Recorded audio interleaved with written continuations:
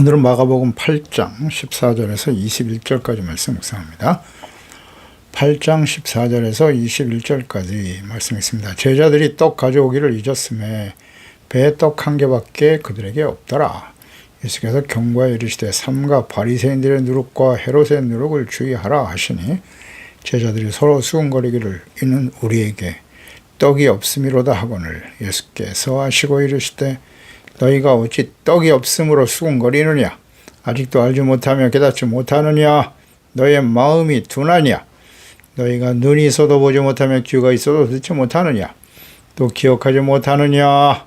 내가 떡 5개를 5,000명에게 떼어줄 때에 조각 몇 바구니를 거뒀더냐? 이르되 12이니이다.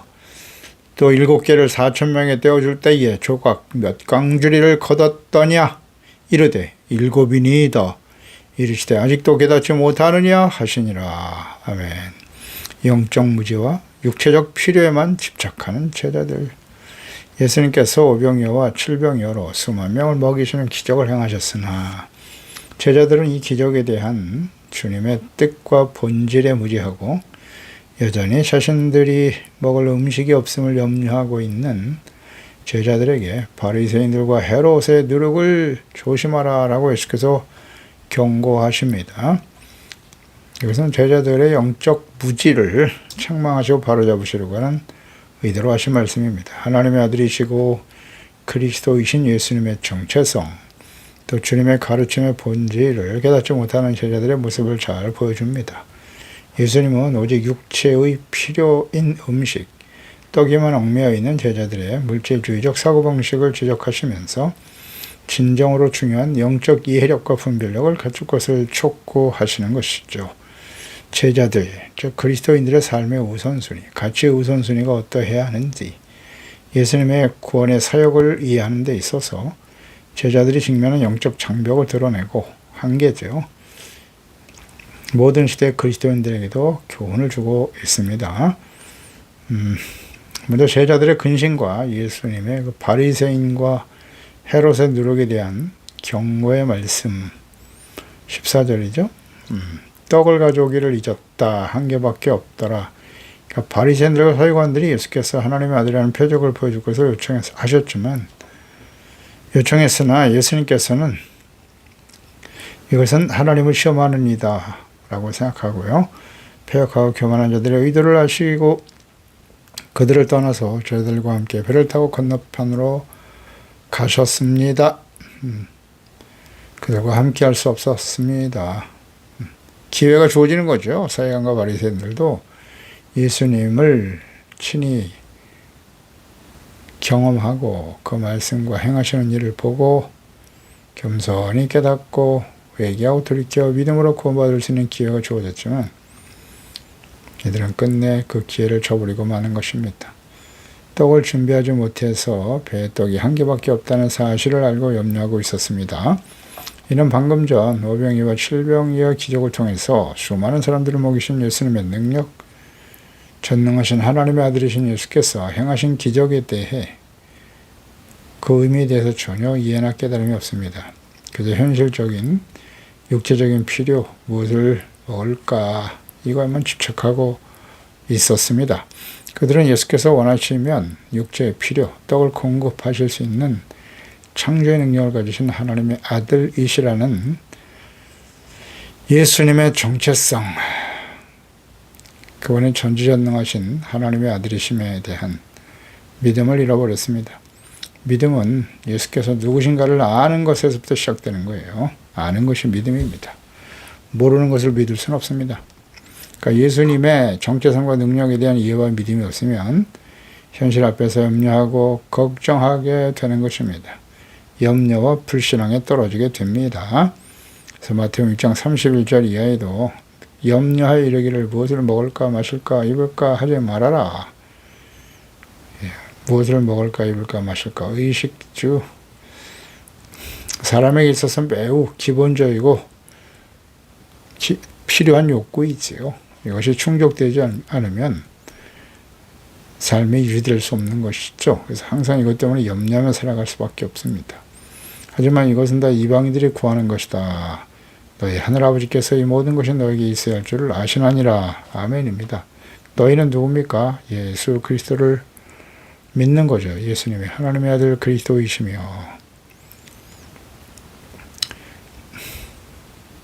이것을 믿는다라고 하는 것은 예수님께서 하나님 보내신 그리스도, 우리의 왕이시고 대제사장이 되어주셔서 우리의 죄를 사하여 주시고 의롭다함을 얻게 하시고 영화로운 하나님의 자녀가 되게 하셨다.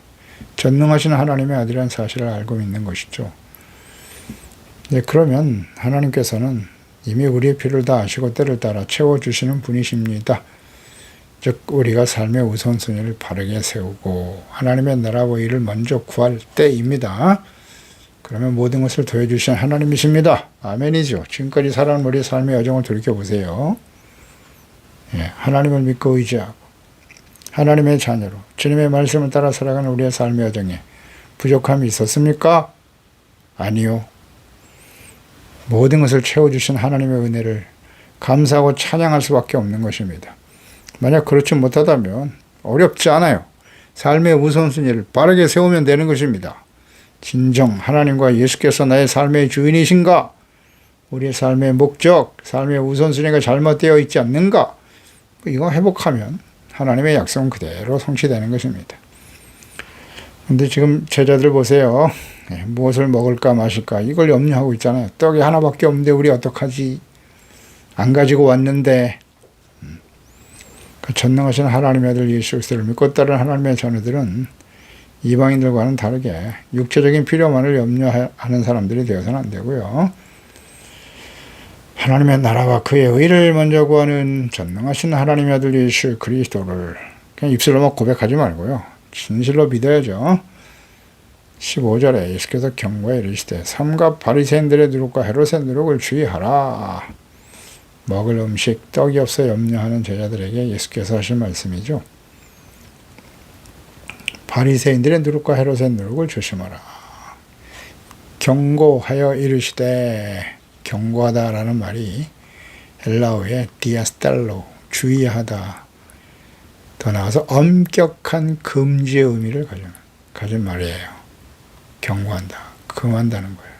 절대 해서는 안 된다라는 말씀이죠. 마가복음 7장 36절에서 예수께서 그들에게 경고하사 아무에게도 이르지 말라 하시되 경고하실수록 그들이 더욱 널리 전파하니, 이때 경고하사 디아스텔로 엄격하게 금지하신 거예요. 주님이 금하셨어요. 바리새인과 헤롯의 누룩을 조심하라고요. 엄격하게 지속적으로 주의 명령하고 계신 것입니다. 경고의 내용, 누룩을 조심하라 그랬어요. 그러니까 누룩은 단순히 빵을 부풀리는 혐오이지만 바리새인들의 형식주의적인, 그러니까 이들의 누룩을 조심하라는 뜻은 그들의 형식적인 외식하는 그 위선과 헤롯의 세속적이고 정치적 욕망을 의미하는 것이죠. 예. 세속화의 누룩을 조심해야 돼요. 외식하는 신앙, 형식적인 신앙이죠. 그리고 세속적인 육체의 욕망, 육체의 정욕, 육신의 정욕, 업무의 정욕, 이 세상의 자랑이죠. 이것이 바로 누룩입니다. 그러니까 예수님은 제자들이 물질적인 부족함에 매몰되어 있을 때 오히려 더 위험한 영적인 독소에 물들지 않도록, 세속화되지 않도록 경고하고 계시는 말씀입니다.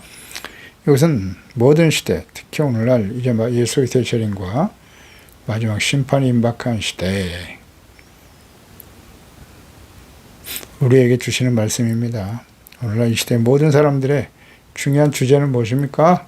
다 돈이죠. 경제, 돈. 어떻게 하면 우리가 좀 더 잘 살고 이익을 얻을 것인가? 이게 전부 아니에요? 도덕적인 가치, 이런 거 이제 없어진 지 오래됐어요.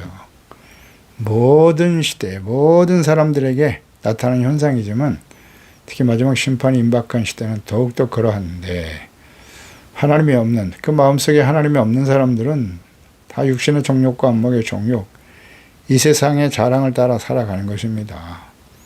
문제는 하나님의 자녀들이죠. 하나님의 자녀들이 세상에 있는 불신자들보다 더 이기적이고 욕심에 이끌려 세속적인 삶을 살고 있다는 거잖아요. 그것을 축복이라고 여기면서 이게 바로 마지막 심판이 임했다는 증거예요. 교회와 목사들이 부패하고 타락하고 교인들은 말할 것도 없죠. 계속 강조드립니다. 목사의 타락은 빙산의 일각이다. 그 밑에는 어떻게 되는 거예요? 목사는 그냥 드러나 있는 거예요. 드러나 있는 일부분일 뿐이고 그 밑에는 교회와 성도들은 대부분 다 부패하고 있다. 그렇지 않나요? 아니라고요. 하나님 말씀 앞에 비춰봐야 합니다. 우리는. 이런 말씀을 바르게 가르치고 회개하고 돌이켜야 한다고 외치는 목사가 진짜 목사예요. 잘 좀 보세요. 분별해 보시기 바랍니다. 어떤 말씀을 듣기를 좋아하는지. 16절에 제자들이 서로 숭거리기를 우리에게 떡이 없음이로다 하거늘 떡 얘기만 하고 있잖아요. 예수님께서는 바리새인들, 서기관들의 그 외식하는 신앙, 헤롯의 세속적이고 권력에 찌들어버린 세속적인 욕망을 조심하라고 하신 말씀인데 이해를 못하고 있어요. 그러니까 성령으로 거듭나고 충만하지 못한 제자들의 상태가 이와 같다. 그러니까 오늘날도 마찬가지입니다. 그런 형식적인 교회 등록돼 있고 예배 드리고 그렇다고 해서 그들이 온전히 하나님의 자녀고 참된 그리스도인이냐? 아닙니다. 말씀과 성령으로 거듭나야 돼요. 이 제자들이 예수님을 따르고 있었습니다. 예수님의 제자라고 부름을 받았는데 애들이 마가다락방에 성령이 임하고 성령으로 충만하고 거듭나지 못하기 이전의 제자들의 모습이 이와 같아요. 예수님이 이 나라의 왕이 되셔서 우리 더 높은 자리에 누가 서로 더 높은 사람이 될 것인가 이것 때문에 끊임없이 다투며 논쟁하며 예수님을 따라다녔잖아요. 제자들이. 신분 상승하고 어부 출신들이 말이죠. 출세해서 신분 상승하고 새로운 삶을 살아보겠다고 하는 욕망으로 예수님을 따라다녔거든요. 그 성령으로 거듭나지 못한 상태에 하나님의 자녀들의 모습이 이와 같아요. 오늘날 우리 교인들 대부분 이런 모습을 가지고 있죠. 주님의 이름을 부르지만 종교적인 모습은 있는데 여전히 무엇을 먹을까 입을까 마실까 세상에서 출세하고 권력을 얻고 부와 명예를 얻는 것 이것이 삶의 목적인 사람들이 얼마나 많은지. 마태복음 6장 24절 이하잖아요. 한 사람이 두 주인을 섬길 수 없다. 호기를 미워하고 저를 사랑하거나 호기를 중히 여기고 저를 경히 여깁니다. 가치 우선순위. 사랑과 가치를 어디에 두고 있느냐. 너희가 하나님과 재물을 겸하여 섬길 수 없다. 그러므로 내가 너에게 이르노니 목숨을 위하여 무엇을 먹을까 무엇을 마실까 몸을 위해서 무엇을 입을까 염려하지 말라. 목숨이 음식보다 중하지 아니하며 몸이 의복보다 중하지 아니하냐. 누가 주인이냐. 우리 삶의 가치 우선순위는 무엇인가를 분명히 해야 합니다. 이걸 조심하라고 말씀하신 겁니다. 오늘 이 시대에 우리에게 주시는 말씀이지요. 누룩을 조심하라. 외식하는 신앙과 세속주의.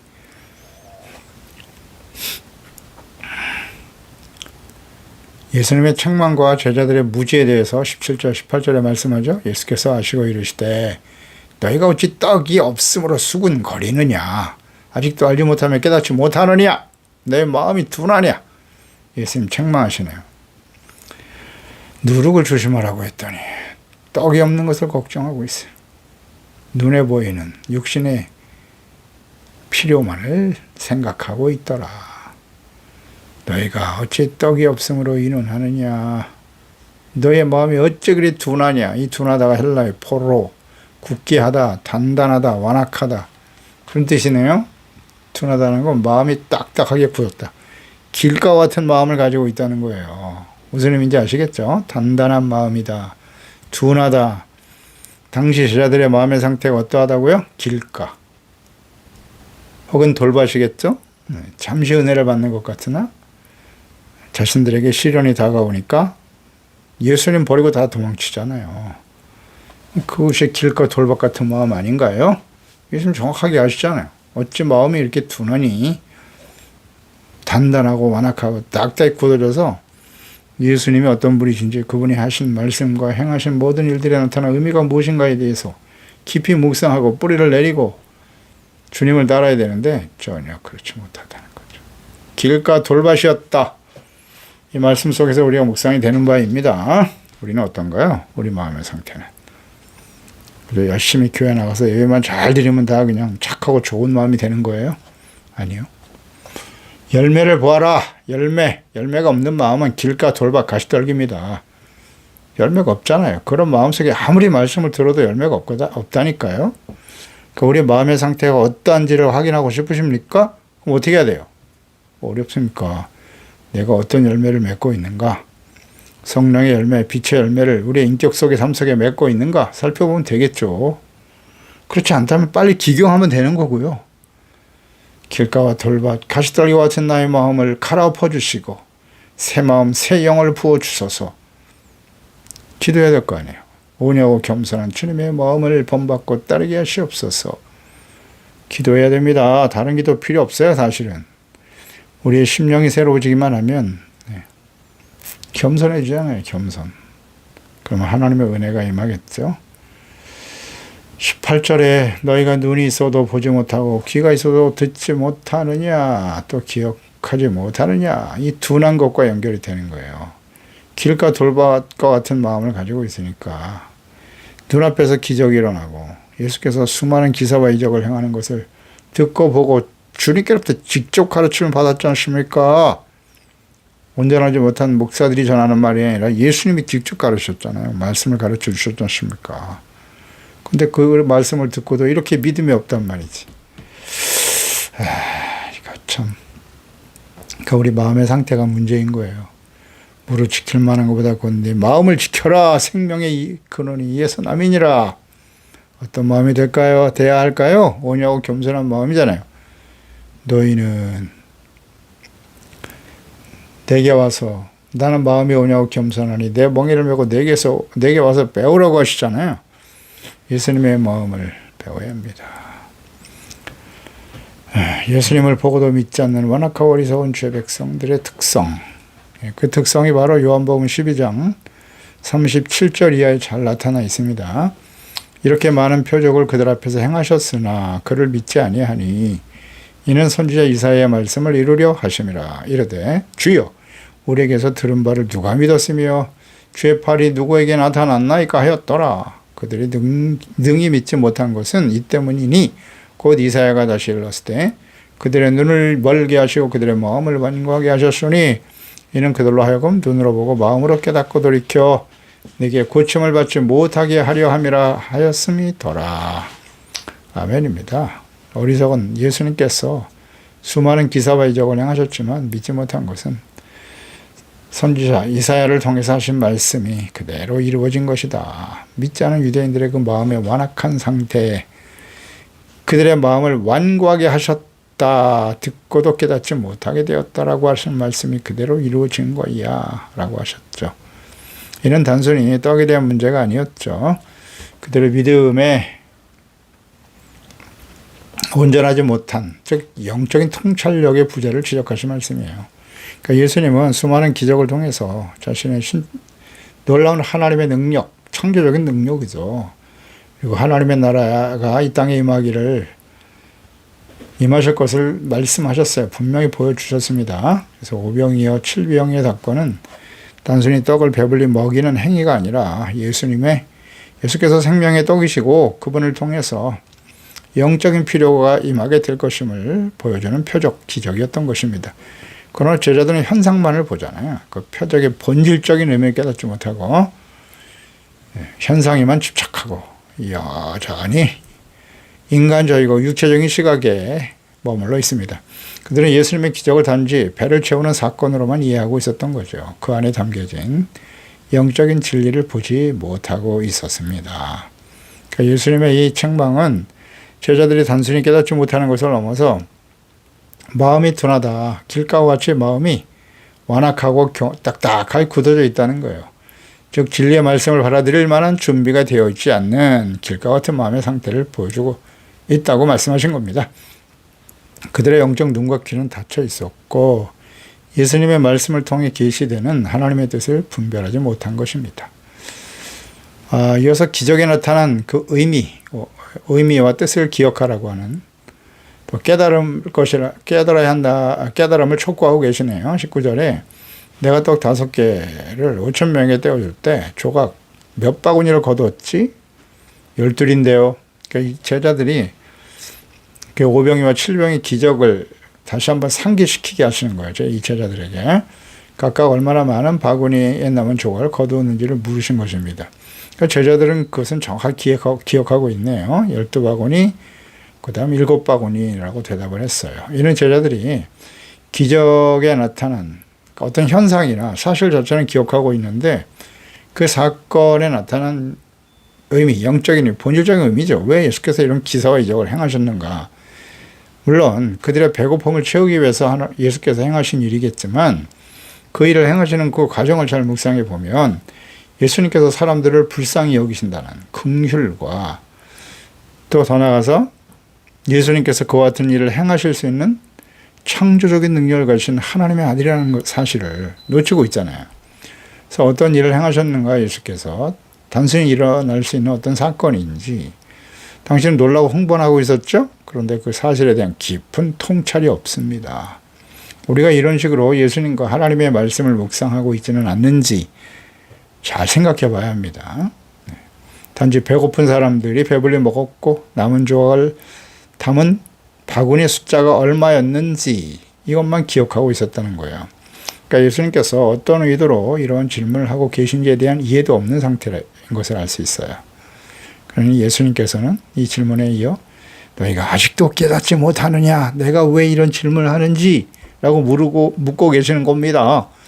이 질문은 제자들이 단순히 숫자나 사실을 기억하는 것을 넘어서 그 안에 담긴 영적인 의미를 깨닫지 못하고 있음을 강조하시고 책망하신 것이지요. 그러니까 예수께서는 전능하신 하나님의 아들이세요. 그 예수님은 능치 못함이 없으신 하나님의 아들 그리스도이십니다. 이것을 증거하시려고 제자들로 하여금 단순히 육체적인 필요를 채우는 것을 넘어서 영적인 양식을 공급하시는 분임을 깨닫기를 원하셨던 것입니다. 그러니까 제자들은 가장 본질적인 예수님의 그 사역에 나타난 뜻을 이해하지 못했고 예수님의 기적을 통해 계시되는 하나님의 나라의 복음과 예수님의 신성을 제대로 인식하지 못하고 있었습니다. 그러니까 예수님의 이 반복적인 질문은 제자들에게 영적인 깨달음의 필요성을 강하게 촉구하신 것이고 동시에 오늘날 시대의 모든 시대의 그리스도인들에게도 진정한 믿음이 무엇인지 그리고 예수님의 말씀을 어떻게 이해하고 있는지에 대한 또 예수님이 어떤 분이신가에 대한 중요한 질문을 던지고 있는 것입니다. 로마서 8장 12절 이하죠. 형제들아 우리가 빚진 자로 돼 육신에게 져서 육신대로 살 것이 아니다. 너희가 육신대로 살면 반드시 죽을 것이로되 영으로서 몸의 행실을 죽이며 살리니 무릇 하나님의 영으로 인도함을 받는 사람은 곧 하나님의 아들이라고 하셨죠. 성령의 인도하심을 따라 살아야지요. 육체의 욕심을 따라 살면 안 되면 반드시 사망에 처하게 된다는 사실. 예수님께서 산자와 죽은 자를 심판하러 오실 겁니다. 어떤 사람이 살아있는 사람이에요? 성령님의 인도하심을 따라 영으로서 그랬잖아요. 몸의 행실을 죽이는 사람. 육체의 욕망을 따라 사는 사람이 아니라 성령님의 인도하심을 따라 성령의 열매를 맺으며 살아가는 사람이 살아있는 사람 아닌가요? 무릇 하나님의 영으로 인도함을 받는 사람이 곧 하나님의 아들이다. 아멘. 육신대로 살면 반드시 사망에 처합니다. 요한복음 6장 26절. 오병의 기적을 행하신 이후에 예수께서 하신 말씀이죠. 예수께서 대답하시되 내가 진실로 너에게 이르노니 너희가 나를 찾는 것은 표적을 본 까닭이 아니고 떡을 먹고 배부른 까닭이로다. 그래 내가 주는 기적을 통해서 먹고 배부르니까 나를 따르고 있지. 썩을 양식을 위해서 일하지 말고 영생하도록 하는 양식을 위해서 하라. 이 양식은 인자가 너에게 주리니 인자는 아버지 하나님께서 인치신 자니라. 그들이 묻되 우리가 어떻게 하여야 하나님의 일을 하오리까? 예수께서 대답하여 이르시되 하나님께서 보내신 이를 믿는 것이 하나님의 일이라 하시니라. 아멘. 기도하겠습니다. 하나님 아버지, 예수님께서 5병이의 기적, 7병이의 기적을 행하시면서 배고픈 죄 언약의 백성 이스라엘 유대인들을 배불리 먹이셨습니다. 이 사건을 통해서 예수님께서 행하신 일은 제자들에게 깨우쳐 주기를 간절히 원하셨던 것은 예수님께서 단순한 사람이 아니라 하나님의 창조의 능력을 가지신 하나님의 아들이라는 사실, 또 사람이 떡으로만 살 것이 아니라 그 입으로 나오는 하나님의 말씀을 조차 살아가야 함을 가르쳐 주신 것이고요. 그리고 주님께서는 바리새인과 헤롯의 누룩을 조심하라 예수께서 말씀하셨는데요. 그 의미를 이해하지 못한 제자들, 오늘날도 이것을 이해하지 못하는 이 시대에 하나님의 자녀들이 너무나 많습니다. 주여 기도합니다. 우리 모두가 다 말씀과 성령으로 거듭난 진실된 하나님의 자녀들이 되어서, 바리새인의 누룩은 외식하는 신앙이에요. 형식적인 신앙이죠. 그리고 헤롯의 누룩은 세속화 아니겠습니까? 무엇을 먹을까, 입을까, 마실까를 염려하며 사랑과 가치를 하나님이 아닌 재물에 두고 살아가는 세속화된 신앙, 이것이 헤롯의 누룩입니다. 이것을 조심하라고 하셨습니다마는 모든 시대에 하나님의 자녀들이 그 누룩으로 인해서 영혼이 부패하고 사망에 처한 사람들이 얼마나 많은가요? 오늘 이 시대에 더욱더 그러하죠? 그런 거로 우리는 이것을 정말 조심하고 오직 하나님의 말씀과 성령의 인도하심을 따라 성령의 열매를 맺고 거룩한 착함, 이런 거룩한 빛의 열매를 맺어서 하나님의 성령으로 인도하심을 받는 하나님의 진정한 아들들이 되게 하여 주시고, 예수 그리스도 안에서 우리를 택하여 부르신 그 목적에 합당한 하나님의 신실한 자녀들이 될 수 있도록 도와주세요. 예수님의 이름으로 기도드리옵나이다. 아멘.